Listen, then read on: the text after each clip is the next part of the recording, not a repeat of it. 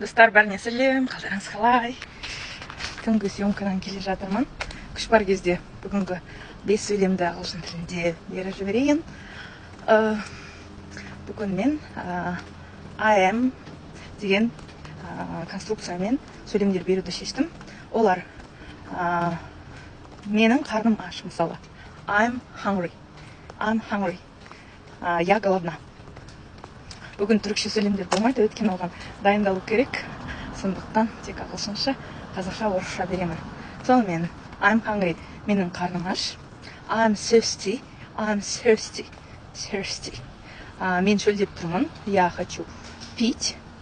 I'm tired. Мен шаршап тұрмын.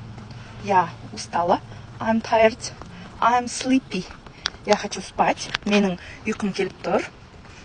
Және тағы сөйлемдер. I'm in a hurry.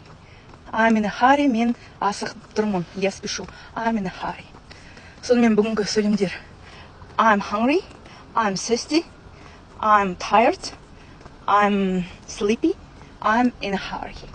Сонымен сөйлемдерді жаттықтырыңыздар, жазып алатындар жазып алыңыздар, запишите, практикуйте. Достар, друзья, вы можете научиться английскому очень легко. В YouTube есть много материала для изучения слов, предложений. И я также от себя, со своей энергетикой даю для вас эти каждый день 5 предложений во благо. Пользуйтесь, практикуйте. Вы можете мне писать, если это касается английского языка.